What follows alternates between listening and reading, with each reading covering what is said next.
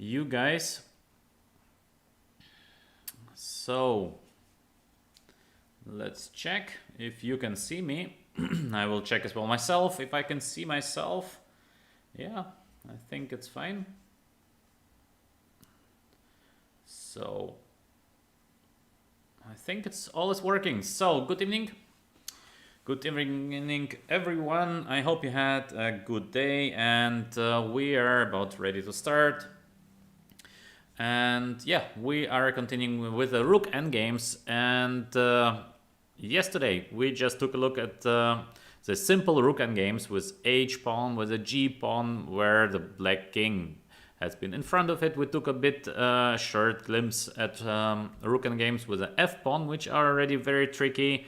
And now we are going forward with a step of quite complex Rook endgames. As you can see right now, the Black King is cutted on the D file, yeah?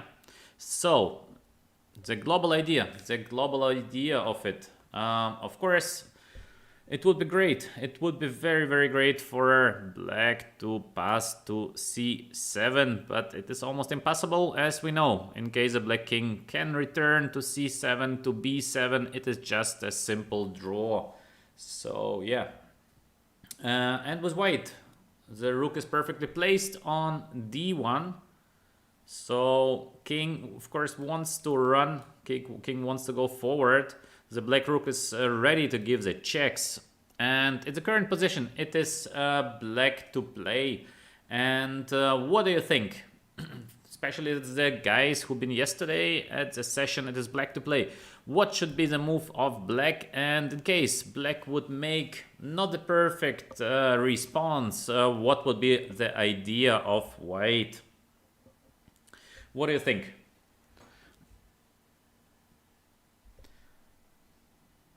Black to play. What should we try to hold a draw? I mean, the position is still a draw, but it is a very, very tricky draw, so we should be very careful here. What do you think should be the move of Black right now? I give you a little time to think, and basically there is just one correct response, because we still maybe do remember the main idea of White. The main winning idea of White. I see in chat Rook to D8. Well, Rook D8 is a possible try, but we must be very careful. We must be very careful. The global idea of defense is different. It is not with Rook to D8. The main move in this position is to play King to E6. As we remember, the main plan of White is to start running with a king, and also in case White will be able to get the pawn to b5, king to b4, the game is basically done. So, for example, in case we play Rook to b7, yeah, first of all, Rook to b7 in general is a bad idea, because we should keep the Rook as far as possible from the pawn of White. So Rook b7, now we are on a short distance. And what can happen after Rook b7? For example, White might try go straight with the move King to a4. So now we want to play b5. In case White manages to play b5, the game is over. So with the pawn on b5, White is always winning. So Black has to try to give the checks on a7. Because let us take a look what would happen in case of, for example, Rook to b8. Now we have the opportunity of playing b5. And the checks would not save any longer, because the White King is just passing. So we have the King on b6, and as we know, with the King in front of the pawn, the position of White is already winning. So this is why we should never even consider playing Rook to b7, yeah, because Rook b7, the Rook is standing now on a short distance. We should try to keep the Rook as far as possible. Let's say we try the move Rook to d8. Actually, the idea of Rook d8 is not bad, yeah, to exchange the Rooks. And in case White is not taking on d8, of course, we come closer with the King. But as I said yesterday, I would personally not change the defense. We should always defend the same way.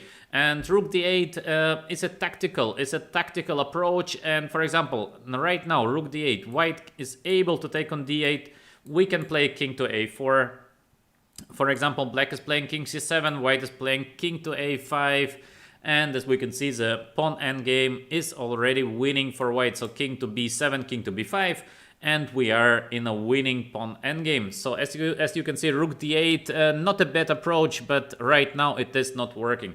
Why do we play king to e6? The idea of king e6 is because white is gonna try to put the rook on d4 to protect the pawn on b4, and only after that the white king is going to run a4, b5, a6, and so on. So once again, to repeat, in case the white king is running straight away after the move king to e6. So let's say we're playing king to a4, there is a check, king to b5, there is a check, king to a5, there is a check. So as you can see, after king b6, we still have enough space to give a check on b8.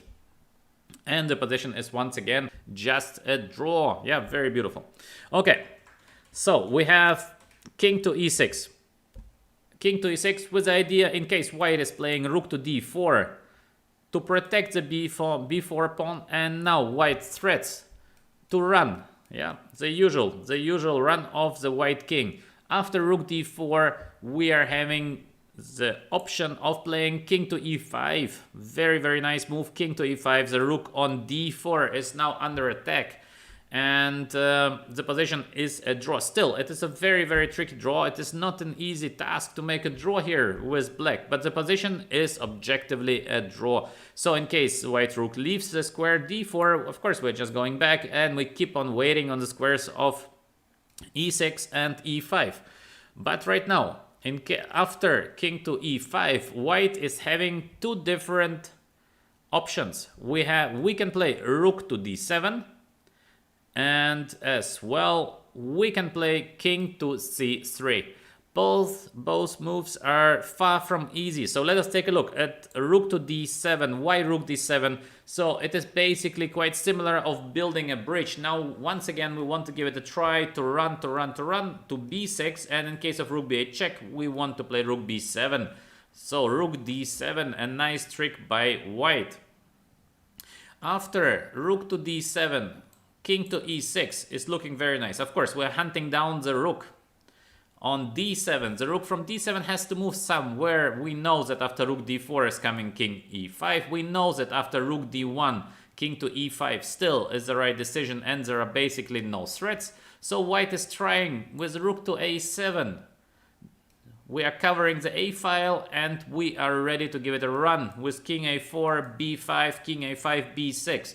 This is the main idea of white at the moment. So we are in trouble with black. We must be now very precise, and we cannot lose any time. So we must run with king d6. The main idea of black, we know it. We have to get the king to b7. In case we get the king to b7, the position is just a draw. So king d6, pretty logical. King a4 with the idea of playing king a5 and b5 with a winning position. So we have, once again, we are under huge pressure with black. We have no time.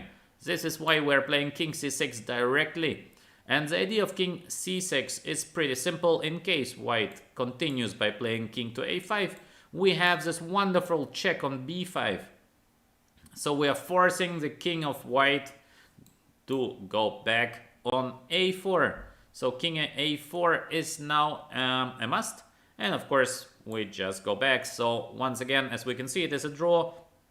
In case white tries something better, like to play rook to a6, we have the opportunity of putting the king to b7, rook goes somewhere, and we already know that this position is just a simple draw. We just keep on waiting.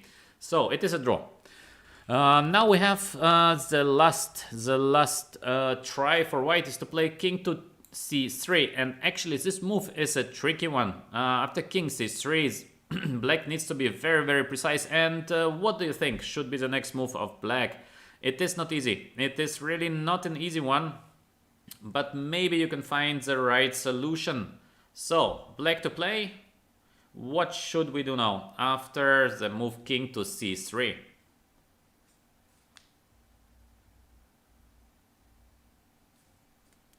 Let's see who is the fastest from you.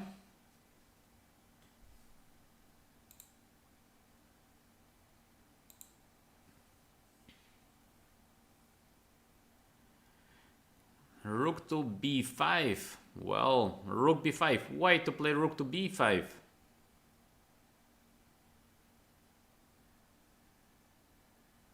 We have the idea of rook c8. Not bad, not bad. Rook c8, clearly not a bad idea.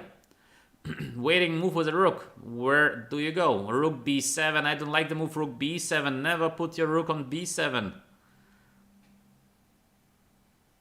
Alright, so we have a lot of different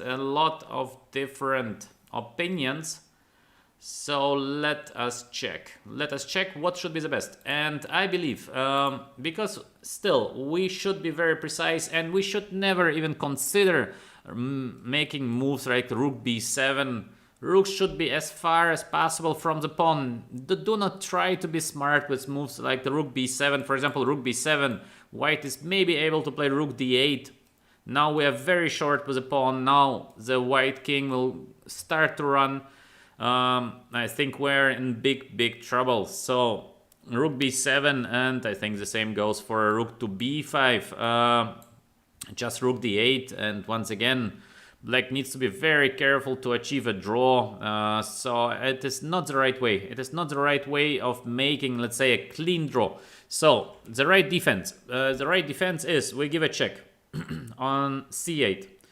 After rook c8 check, white needs to do something. So rook c4 is forced. In case we are not playing rook c4, we play something like king to d3. Then we go just back on b8, and basically there are no threats. Yeah, so we are safe.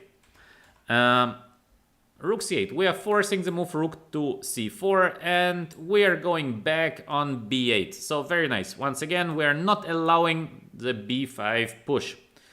Now we want to play next king to d6. So now it is white's turn. White needs to be pretty fast in inventing something. In case white has nothing, the next move of black is king d6, and white is trying with a move rook to c6. Very nice. So we cannot cut the black king any longer on the d file, so we're cutting the black king on the 6. So horizontal, also very dangerous.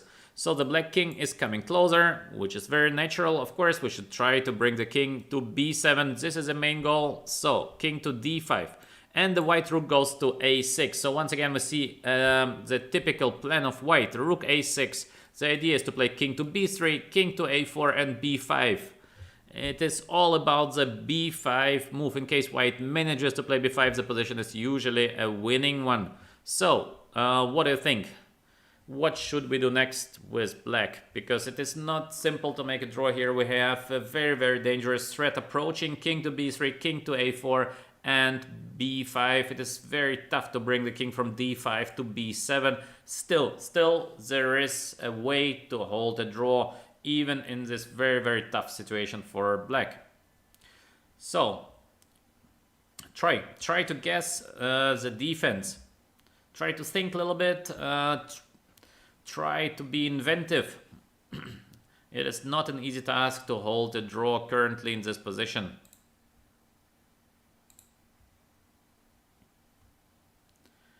So we have the idea of playing rook h8.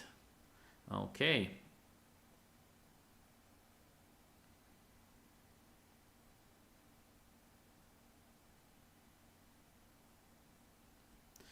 Once again, hello to everyone and welcome. Today we do the endgames and we focus on the Rook endgames right now.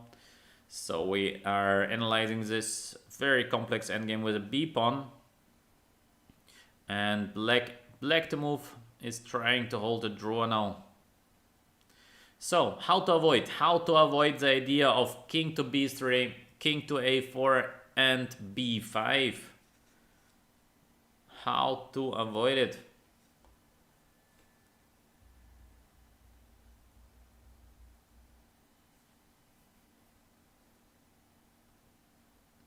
Rook to b5. What is the idea? Don't try to tell one move. Try to tell the idea. Rook b5, king to b3. What is next? I'm still getting my king to a4. And no decent king move. Yeah, indeed, North is down. This is absolutely correct, but still, there is a very nice way of holding a draw.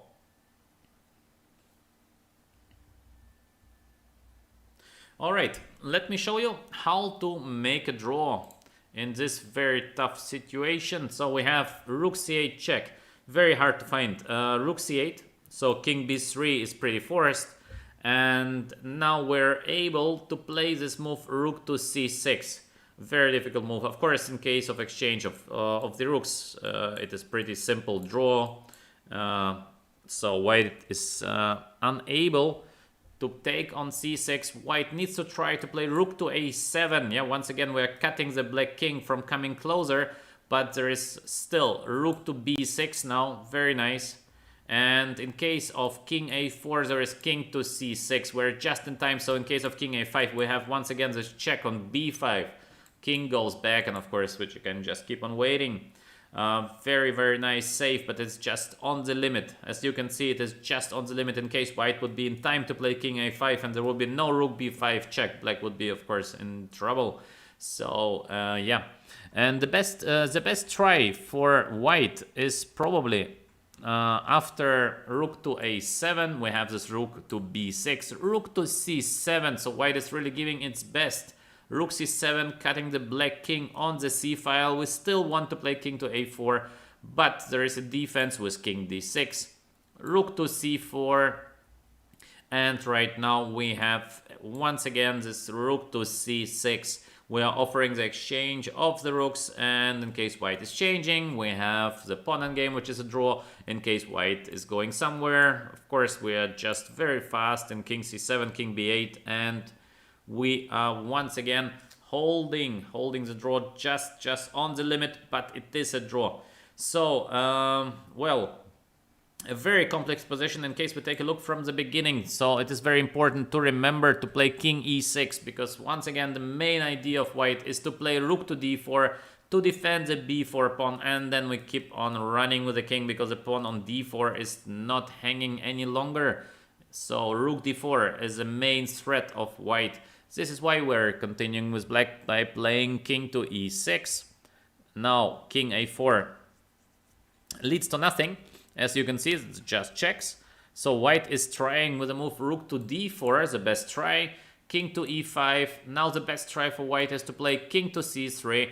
And with black, we must be very, very cautious here, because a lot of moves are losing, and the drawing Rook c8, Rook c4, and we have this Rook to b8 back. So very nice way of holding a draw. I hope you will remember a couple of ideas for your personal games, because these are the basics. In case you know the basics, you will be able to find everything else. In chess, it is very, very crucial to know the basics. And from the basics, in case you will continue thinking logically, then I believe you're gonna find the right solution, because in case you know the basics, in case you know the main defense, in case you know the main threats, everything else is yeah, basically like 1 + 1 is 2. So in case you are not sure of the 2, try to come back to 1 + 1. And this is basically like most of the players are thinking. Even grandmasters, we do not think different. As well, we know the basics, we're trying to combine these basics into something. And well, in case you know the main ideas, in case you know the main threats, then usually you can estimate the position quite correctly.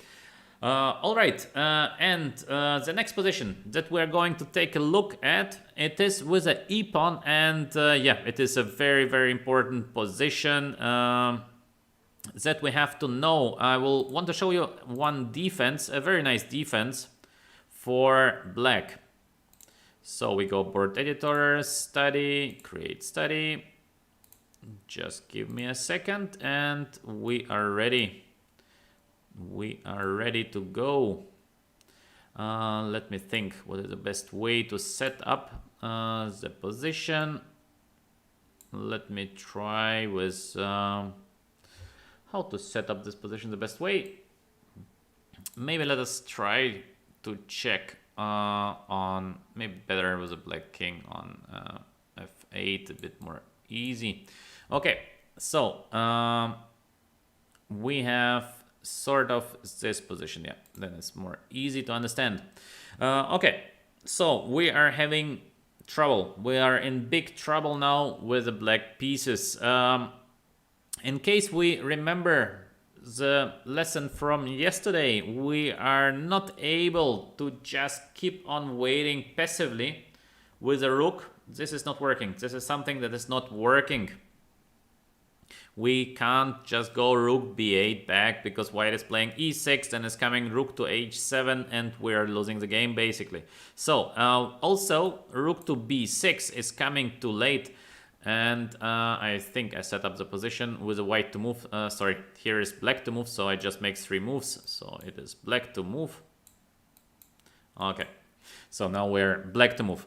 And as well, rook to b6 check is not helping. In case we give rook b6 check, there is a 6 coming, and still we have this mate on a8, and the game is basically done. So what should be the defense for black in this very, very tough situation? Yeah, from the first view, the position is looking terrifying. Yeah, I mean, there is a mate on a8, the e-pawn is coming, and in case we give a check on f1, there is just king to e6. And what can we do here after king to e6? And still, there is one defense in this current position, and it is a very, very nice defense. Hard to find. Hard to find, for example, a move as rook b1 is already losing. So you can't save the game with rook to b1. But there is a very nice defense that we as well have to remember. We have to play rook to e1. Why do we play rook to e1? Yeah, rook to e1. What is the idea of playing rook to e1? The idea is that in case white gives check on a8, we're able to play king to g7. And now there is no longer the move king to e7. So, because the pawn is hanging on e5, white needs to go king to d6 with the idea of playing e6, and of course we cannot allow white to play e6 because after e6 the game is over. We are having this option of playing king to ef7. Very beautiful. So once again, we're not giving a chance to white to play e6. Yeah, very, very crucial. In case white manages to play e6, the game is done. So this is why we have the rook on e1. There is no e6, and in case of check, of course, we just go back on e8, and king to e6, we have king to f8, and we repeat the position. There is nothing better that white can do except giving a check on a8. So we see once again the position is a draw, but we do have to remember this beautiful idea of first giving not rook b6 check, because e6 the game is over. We have to play this rook f1 check, king to e6, and we have to remember the idea of playing rook e1. Yeah, rook e1. It's maybe quite tough to remember, but from the other point of view it is quite logical, because we know the check is coming. We know that the main idea of white is to put the king to e7 and to get the pawn to e6. So we are avoiding this king to e7 and e6. So white is sort of obliged to go king to d6 with the idea of playing e6 next. And of course we're just in time with king to f7. So still there is no e6. We just can keep on waiting. Or just the rook to d1 check as well is a threat. So white needs to give a check on a7. We are very fast with king to e8. White goes back on e6, there is nothing better, otherwise we keep on waiting, and king to f8. So yeah, it is a draw. If it is the best way to defend with a rook from behind, no, usually not. I mean, we should always try to, if we go just back, so for example, in such positions we should always try to play rook to b6 in case we can, yeah. So this is the safest defense. Rook to b6, we are provoking the move e6, and then very fast we go back on b1 and starting checking the white king. So this is something that we discussed already yesterday. This is the best defense. But sometimes we are in a situation where we can't go on by playing rook b6. Maybe we're not in time, and maybe there have been some massive exchanges that led to this rook endgame. So we have to defend, and we are in a critical position, and we still have to remember that not only rook b6 holds a draw in case we're in time, but as well this defense with the rook from behind as well holds a draw. So it does not really matter the pawn is on e5, d5, c5, f5. The idea remains the same. So yeah, this is something for you to remember. These are the basic rook endgames that we should know. All right, let us start with something else. I would like to show you a couple of positions where the rook is fighting against a pawn, and you will see the positions are much more trickier than actually you're thinking. So let us go to the next. Okay, we're setting up, and king, pawn, white king on d3, and rook to h8. It is black to play. Okay. Flip board, so we're looking from the black side. Okay, perfect. So it is black to play. It is black to play, and the first question is, what do you think? I mean, black pawn is going, of course, direction a1. Black to play, what are you thinking? Is it a draw, or maybe it is still a winning position?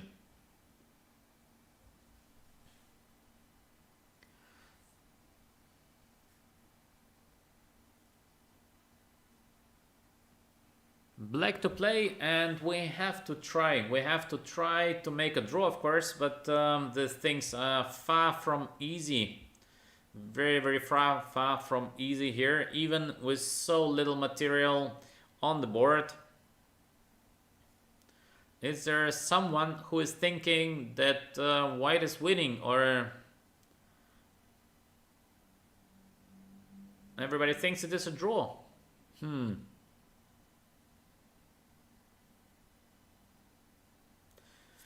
By intuition, a draw. Okay, so let us check. Let us check if it is a draw. How are you making the draw? So black to move. Black to move. What are we playing?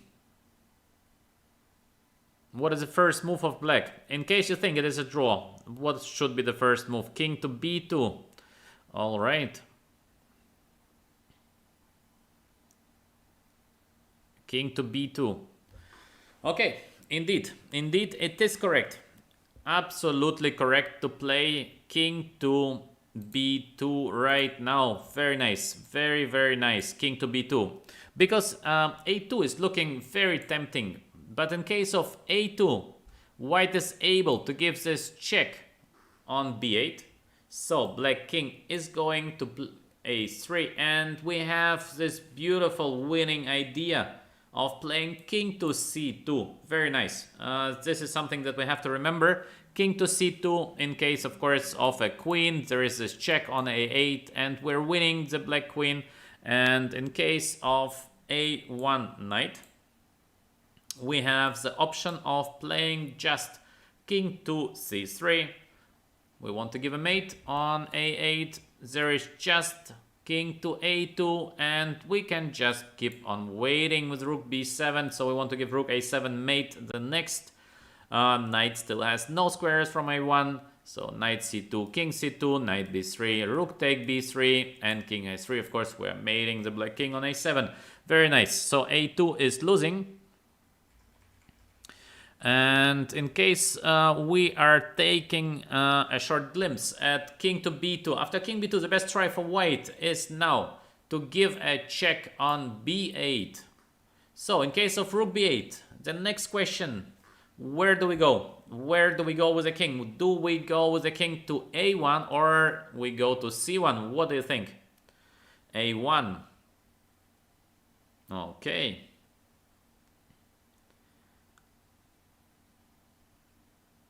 So, king a1, really? I'm not that sure. I'm not that sure. A very, very important move. I can tell you already, something is losing, and something is making a draw. So which one? Which one is holding a draw? Which one is a losing move? Okay, so again, we have different opinions. King to a1 or king to c1. The right solution is to play king to c1. We have to remember king to c1. So basically, there is one thing after which you might remember it more easier. With the king, we sort of give a shoulder to the white king. So it is very important in this sort of endgames where you have a fight of a pawn versus the rook. We have to shoulder the competitor's king, and king c1 is holding a draw. Let us take a short look why king a1 is losing. After king a1 we have this maneuver. Please remember, now very important to remember how to win such positions. We're going king to c2, there is just a2 left, and after a2 we have this king b3 move, so there is no stalemate. King to b1, we have the opportunity of playing king to a3 check. King to a1 is a must. We just go somewhere with the rook. And of course, we're checking the black king and eating away the pawn on a2. And white is winning. So, what is important that in this position after rook b8 check, we have king to c1. And in case of rook a8, we're just returning back to b2. In case of check on b8, we go back, of course, king to c1, king c3, a2. So there is nothing that white can do about a1 next. So this is a draw. And in case of, in this position, in case of king to d2, we have a2 move. So a1 is the threat. And rook b8 check. What do you think? The last move to hold the draw. How do we hold the draw? With king to a3 or king to a1? What do you think? King a1 or king a3? King a1, yeah, perfect. Perfect, well done, king a1. And as we can see, there is no more king to b3. Yeah, in case white could jump like a knight, king to b3, it would be a winning position, but white is just one move too late. And there is nothing to do. There is a stalemate, so white is forced to move the rook somewhere. We are getting back with the king on b2, and basically it is just a draw, just an instant draw. Yeah, absolutely correct. So rook b8, king a1, and king. In case of king to a3, there is king to c2, and yeah, we had already this position a couple of minutes ago. So this is a win for white, and in case of king to a1, it is just a draw. So as you can see, we had quite a simple position, just a fight between a pawn and a rook, and a lot of different things might go wrong in case you are not familiar with the basics. Okay, let us try the basics on the next position, and let's see who from you understood the principles of the winning idea. So, board editor, study, create study. Let's go, clear the board. And we are, let me set up just a second. So we're setting up the position, white to play. Okay, perfect, let's go. So, it is white to play. The black pawn is running towards us. White to play, and I'm very curious. Who from you guys will manage to win this position, or maybe you are thinking it is just a draw. So first task, try to estimate, is it a win or is it a draw? And in case you still believe it is a win, show me how are you winning this sort of endgames.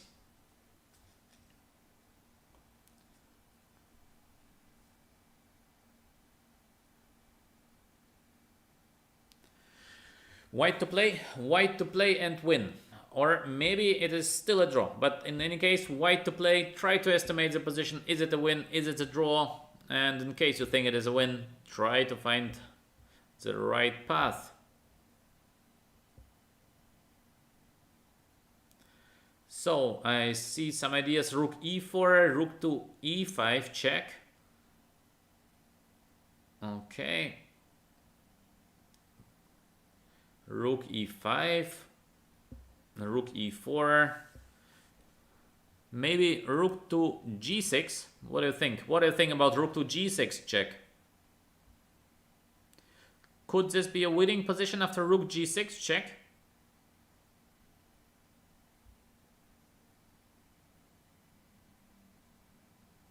Rook e4, cutting the king.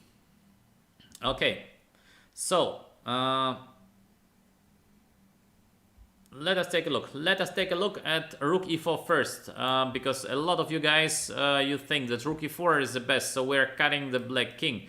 But what are we going to play after h4? We will try to run with the king h3. We are running with the king h2. h1 is the threat. Rook to e1, and the black king is getting to g2. And as we already know, in case the black king gets to g2, it is a draw. h1 is coming. So it is not enough to play rook to e4. Rook e4 is just a draw. Rook e4 is too slow to cut the black king. But what do you think about rook to g6 check? Can rook g6 help white to win the game? Rook g6. Now I think king f4 should be the best. In case of king to h4, I think now we are very fast with the white king. As you can see, the white king is already on f3, and we know that these positions are winning. So this is an easy win for white. So rook g6, king to f4. Let's say we are trying to play rook to h6, sort of winning a tempo. King to g4. White king starts to run. White king starts to run. Okay. h2. What do you think? Black to play? Black to play right now. h2 or king to g2? King to g2, of course, king to g2 is a draw. Yeah, basically just the last study. Perfect, very nice. King to g2 is a draw, and of course h2 is losing to check, and king to f2. Perfect, yeah. This is why I'm saying it is so important to know the basics. So for you guys, there is nothing more to calculate. You're playing basically with your hand. You know that you need to go king g2. You know that after check on g6, you can play just king to f1, and it is a draw. Yeah, for those who just joined us, king to h1 is losing due to king f2, h2, and this beautiful move king to g3. King to g1, we have the check, and we go somewhere with a rook. And of course, we're just getting the h2 pawn with a winning position. So, what do we learn? What do we learn from that? We learn from that in case we play rook to g6 check, it is just a draw. In case we're playing rook to e4, this is just a draw. So, what should be the solution for white? And some of you guys already guessed it absolutely correct. The solution for white is now to play rook to e5 check. Yeah, we are systematically winning this sort of positions by giving a check. We're coming closer. So now we give another check. And we come again closer. We give another check. Okay, we give a check, and after king g1, we are playing just king g3. So we already know that this position is a winning one. Queen, there is a mate, and h1 knight. We're just going king to f3, and as you remember, this position is pretty simple, winning one. The knight from h1 can't move. The knight has no square, so there is just king to c8. We keep on waiting. We want to give a mate. King goes back. We just keep on waiting. We want to give a mate, and white is winning now because there is no knight b6, no knight c7, and in case of king c8, we're mating on a1.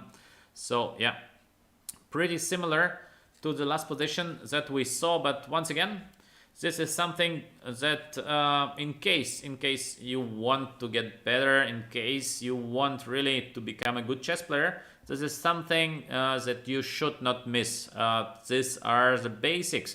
So let us go for the next position. It is a bit more complex. Let's see. Let's see if you can solve the next one. Clear the board, and we have king, let's say, on f7, rook somewhere, pawn, and the king on f3. Okay, and it is, yeah, white to play, perfect. Okay, so we are white to play, the black pawn, of course, going towards us. What do you think? This position is really complex. Take your time to think a little bit.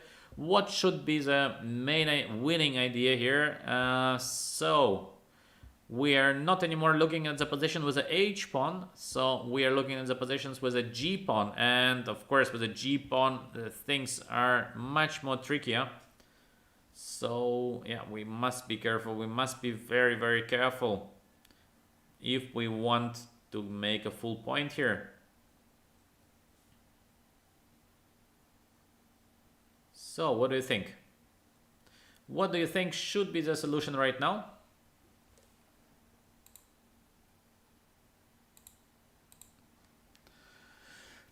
King g6, h5, not bad, not bad, but I think we are just a move too late. White to move, white to move.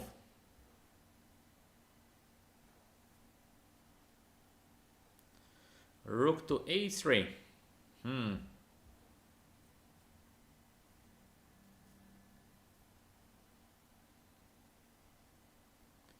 King to f6. Rook a3. Okay, a lot of different choices. A lot of different choices. Yeah. Rook f6. What is the idea of rook f6?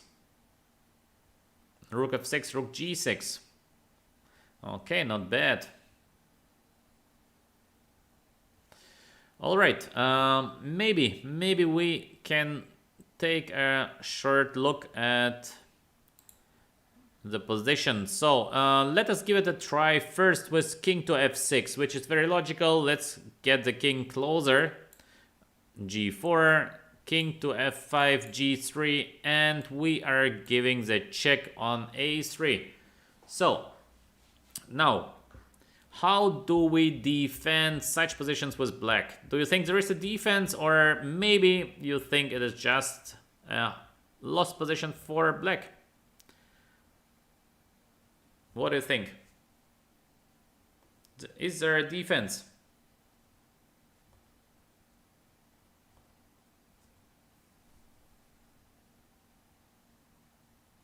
It is not an easy one. In case you really want to defend this position, it is clear, it is really, really tough to defend. Very, very tough, but maybe some of you might find it. I'm very curious because it is a beautiful defense. Rook g2 stalemate. Yeah, somewhere, definitely. Yeah. Okay, so yeah. It is nice to see. It is nice to see that you are really participating. We have a lot of opinions inside the inside the chat. Very nice. Nice to see you guys giving your best. And yeah, king f2. Of course, we must play king to f2. In case we play king to g2, there is just king g4, and white is winning the pawn on g3. The game is done. So king g2 is something that we can't play. King to f2 is a must. King to f4 or king to g4. It does not really matter. There is g2. We are obliged to play g2, and now comes a check on a2. And here just a very, very tough move to find for black. In case we go king f1, we have this king f3 once again. So we need to put the knight, and the things are getting very tricky. So there is a better defense. And this is something that we have to remember. With a G pawn, it is working. It is not working with the H pawn. It is not working with the F pawn. But with the G pawn, this is something that we have to remember. We're going king to G1, king to G3, and now we go king to H1.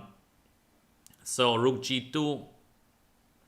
There is nothing better than rook take G2, otherwise G1 queen. And in case of rook G2, we have the situation of stalemate. So very beautiful defense for black. I mean, it's hard to play such a move like king to G1 because it looks like completely lost. I mean, what should be the idea of king G1? Very tough to find, but in case you know it, king F1, king F3, this is what we know. And rook king to G1 holds to a draw instantly. King G3, king H1, rook take G2, and yeah, there's just a draw. So this is something definitely to remember. King F5 just makes a draw. I mean, king F6 makes a draw. And I think the same would happen in case of rook to A3, because what should change? We are basically changing nothing. Still, the position would be a draw, but actually there is a way to win it. And it is a tough way. It is a tough way. It is not easy to find to win. To find the win in such position. I will show you. I will show you how to win this position. It is to play rook f6, check first. From the logical point of view, it is very hard to understand why actually to give a check on f6. It makes not much sense. But yeah, there is a lot of sense in it. And king e3, so we get this tempo with rook g6, king f4. And it seems like, what should white do next? Because we have the rook on g6. Okay, the rook is nicely placed, but to go now, king e6, king d5, king d4, and so on, it takes too long. The black pawn is very, very fast now, advancing towards g1 queen. And the main idea of white is just amazing. I mean, in case some of you found it, very, very nice. I think you have great future in your chess career. So the main idea is to get the king over g7. What a beautiful way. So we go around the black king. So we are not passing by the side because the black king is pushing us away with the shoulder. So we take a different path with king to g7. There is g4. We go for king to h6, g3, king to h5, king f3, and king h4 and king to h3. We are just in time to win the g2 pawn. Very nice, yeah? I mean, very, very beautiful. In case we take a look from the beginning. What a beautiful way to win this position. We give a check. Black king needs to move somewhere.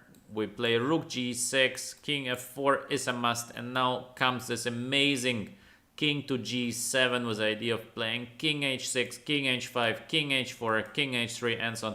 Very, very beautiful way of winning this endgame. And yeah, we have to understand once again the basics. The basics. In case the black king goes to the left, we are going with the right king to the right. Yeah, and the opposite. In case the black king goes to the right, we are going to the left. So we are not trying to go around the black king. To go around is generally the wrong approach. We're too late. It just takes us too much time to go around the king. So we try to take the opposite direction. As you can see, black king is now on the f file. We are trying to get with our king to the h file. In case the black king would be on the h file, of course we try to get the king over the f file. This is usually the fastest way, and this is something that you need to remember and always consider in your games, because we save a lot of tempos. So there is no need for us to go around the king. Yeah, it takes ages to walk around the king, so we take the opposite direction. Yeah. So another very nice position, and I think another position that you should clearly remember. And well, the next is a little study. Of course, it is a very, very famous one. And please, I would ask you kindly not to write the solution in inside the chat, because some of you may know it, and for those who don't, please give them a little bit of time to think about it. Just a second, clear board, and yeah, Here we go. It is a very beautiful study. So please, white to play. Yeah, white to play. Do not write the solutions inside the chat. Give to the guys a little bit of time to find the best way, and still we have the same approach. Yeah, do not forget the same approach. Black king goes to the left, we go to the right. Black king goes to the right, we go to the left. The main idea remains the same. Yeah, the black pawn is walking, of course, towards d1. So let's think a little bit about it. We give maybe 10-20 seconds more to the guys to find the right idea. It is a very beautiful study. Let's see who knows it, and let's see who can find the right solution. The basic idea remains like in the last one.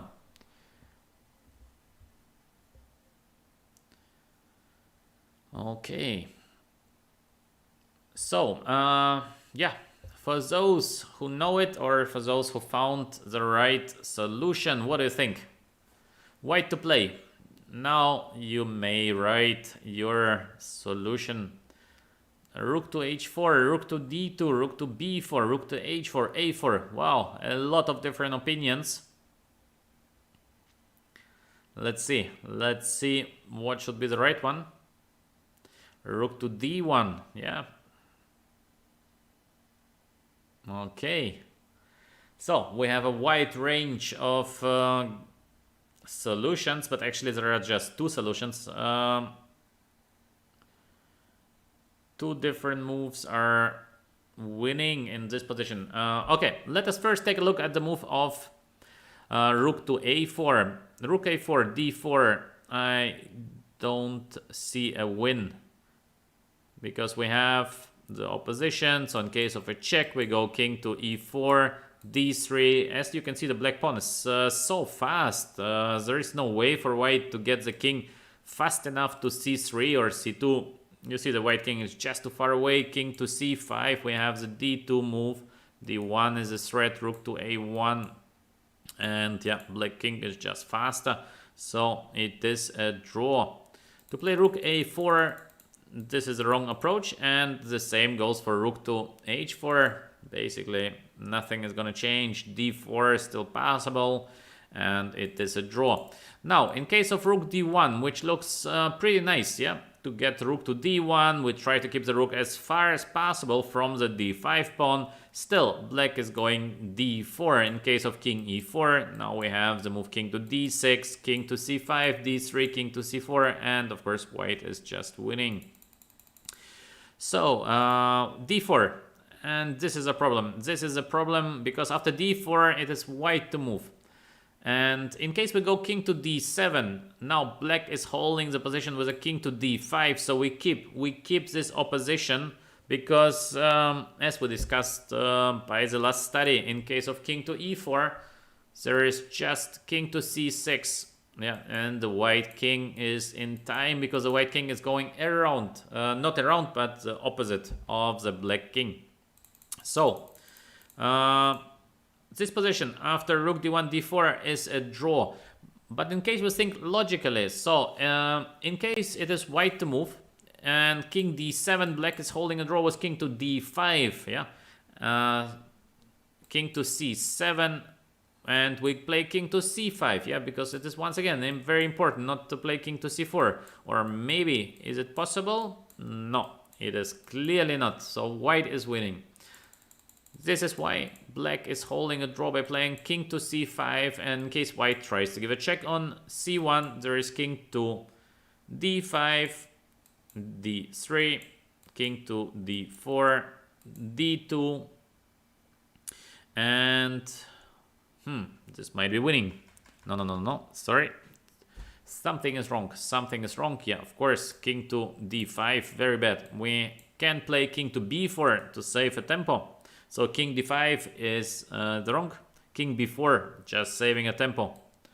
d3, let us give it a try. d2, And yeah, black is in time to promote the pawn with d1. This is how black holds a draw. But in case we try to think logically in this situation, in case it would be black to move, would still the position be a draw, or maybe white is winning? So we know that white to move, it is a draw. King d7, king d5. Black is keeping this opposition. Yeah, so black is pushing away the white king with a shoulder. So this is not possible. And in case it would be black to move, maybe white would be winning. This is why we can try to play rook to d2, or maybe to play rook d3. I guess it is basically the same.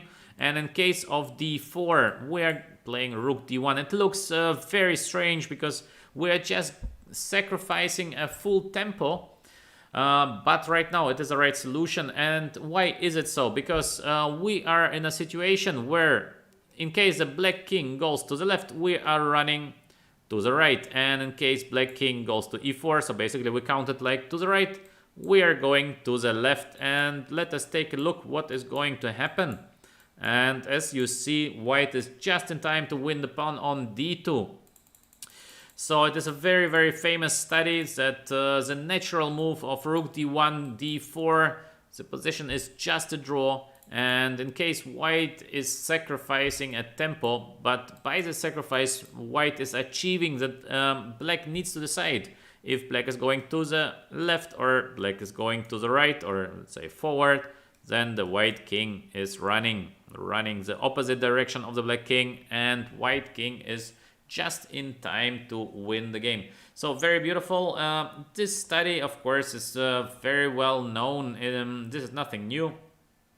I just wanted to confront you with this study because I think it is a beautiful one, and it gives us quite a good overview to the concept if we should push the king away with the shoulder, in case we're the side who defend, and of course in case we're the side who wants to win, we should clearly take a look if the black king is going now to the left or to the right, and then we go to the opposite direction. I think what is the most important in these studies, it is to understand the concept. In case you do understand the concept, the rest is gonna be quite simple. I don't think it is that difficult to find the right choices, but it is very difficult to understand the concept. And in case you do, in case you really do understand the concept, in case you practice maybe a little bit by yourself to understand it even better, I think then you will be able to play this endgames almost perfect. And let me give you another position, and I would be very curious. I will be very curious if who of you will find the right way to hold a draw with black. If I have wrote a DVD on endgame course, no, not yet, but thank you for asking. North is down, yeah, indeed. The Rook and games are so tough to play. Just believe me, guys, everyone is suffering with the Rook and games because they're just so complex. And even the best players of the world, maybe some of you do remember the game between Aronian and Carlsen, where Carlsen lost the Rook and game 2 pawns versus 1. It was a big surprise. Maybe some of you do remember the game of Nakamura, where he lost 3 versus 2. So the Rook and games are really so tough. Even the best players of the world are making a lot of mistakes in the Rook and games. But of course, they know the basics. Of course, they play them very well. It is just showing the complicity of the Rook and games. They are so difficult to estimate. One little error just brings you from a winning position to a drawish one, or from a drawish to a winning. So yeah, this little differences in the Rook endgames are playing a huge role. Yeah, indeed. Cyrenial 64. Yeah. Maxim just made a horrible blunder. Yeah, this is true. But let me give you another position so I can be sure that you understand the basic principle. Just a second, let me set up the next position. Pawn on b5, rook to g5, and let's say king on g7. Black to play. Black to play. Okay, let's go. So first, don't hurry with the solution. It is black to play. Of course, the black pawn is running towards b1. So don't try to rush.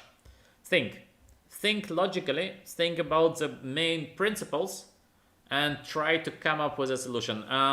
It is black to play, so basically we're having the choice between king to a4 and king to b4. So what should be the better try? Holding a draw. Think, don't rush.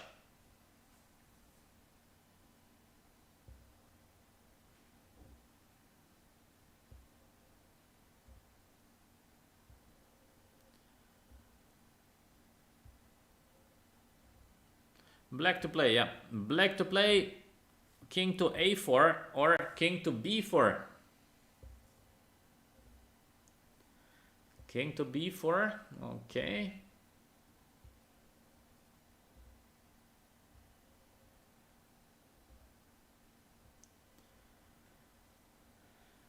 King to a4. Not blocking the pawn, nards is down. Okay.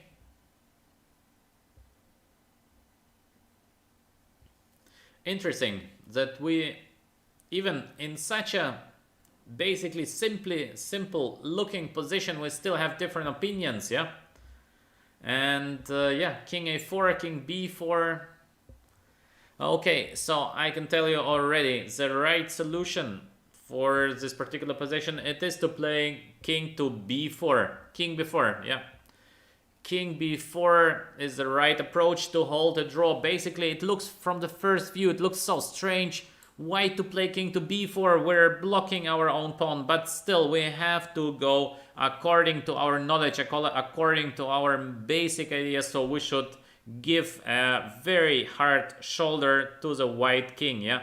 So we're shouldering the white king. The white king is coming, so we're getting our king to c3 to give a shoulder to the white king. So let us take a look. King to f6, so king to c4. We cannot go to c3, of course the b5 pawn is hanging. So white king is coming. We are very fast with a b4 move. Let's say the white king is coming. We are already b3. So in case of king to e3, we are in time to play b2, rook to g1, king to c3, followed by king to c2, and of course it is just a draw. We're giving this shoulder to the white king. Now, let us take a look in case we would try to play king to a4. King a4 is looking logical, but we are interfering with the idea of giving the shoulder to the white king. And as we saw in these examples from the past 1 hour, it is already almost an hour that we're doing the endgames.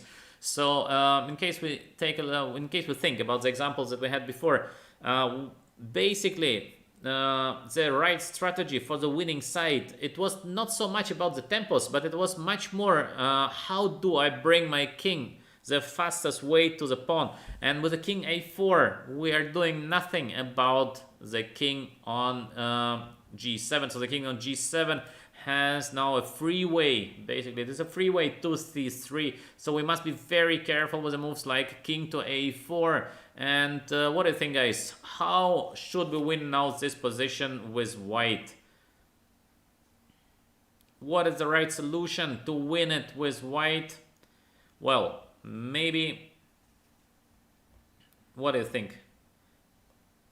We try with king f6, b4, king e5, b3, king to e5, b2. And how do we win this? Of course, we just win by playing rook to g1, king to b3, king to d3. The black king has to move somewhere. Let's say a2. We're getting the king to c2. We play rook b1 and we are taking on b2. Yeah, exactly. So what do we learn? What do we learn in such endgames? In such endgames, I think we could see it very, very precisely that it is much more important to give a shoulder to the stronger side. So in case we are black, we want to defend. For us, it is so important to give a shoulder, a cold shoulder to the white king. Then even to win at tempo, yeah, because I think this example quite shows us nicely that we have the choice of playing king a4, which looks logical, yeah, but the white king is now having a free way to c3, and we had the other choice of playing king to b4, which looks from the first view a bit strange because we're blocking our pawn on b5. But on the other hand, yeah, we are getting our king to c4 and we are shouldering the white king.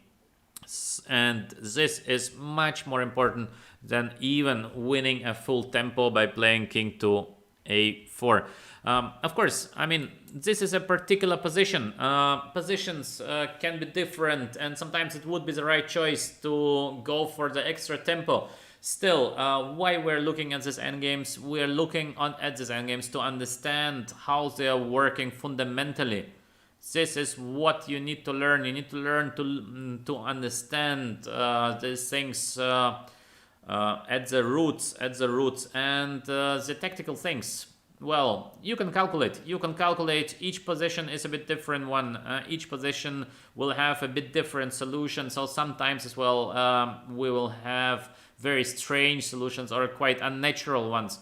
But in the basics, this is what it is about: to understand the roots, to understand how the things are working fundamentally, and then I guess in 90% of cases, or yeah, something like that, maybe 80-90% of cases, you will find the right path, and you might even do it in a blitz game. You might do it even in a rapid game, because you can play such moves like king b4 without even calculating, because it feels right. It feels just right to give a shoulder to the white king. So let me make you an example. In case I would be black here, in case I would have, let's say, 1 second to play the move.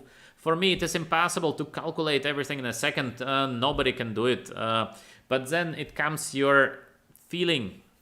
And from the feeling, it feels good. It feels good to give the shoulder to the white king. And of course, king a4 as well. It looks from the first view like a draw. But still, after king a4, you're never sure. The white king is so fast. And after king to b4, well, it feels somehow more safe, yeah? So this is what I try to show you with this Rook endgame session, that we get the feeling, that we learn the fundamentals. And well, what you do with your fundamentals is, of course, depending on you guys. All right, so now we had this endgame section, endgame lesson, and now we will take a look at a very beautiful game. It is I think one of the greatest games, one of the greatest positional games that I saw. It is a game between Van Gaal and Caruana. I want to show you really an amazing positional game. We'll try to understand how Van Gaal made it possible to beat Caruana with white. He beat him in an amazing style with many positional ideas. But before we start with the game, I will rate now to my own channel, because now we are on Lichess, and yeah, I will try to rate you to my own Twitch channel. And yeah, after that we immediately begin. Yeah, with the game. Is Van Gaal rated to 7? No, more. North is down. Van Gaal is one of the greatest Chinese players. He's as well participating now in the candidates. Van Gaal is a really great guy. I mean, very strong, yeah. Let me check if I manage to rate.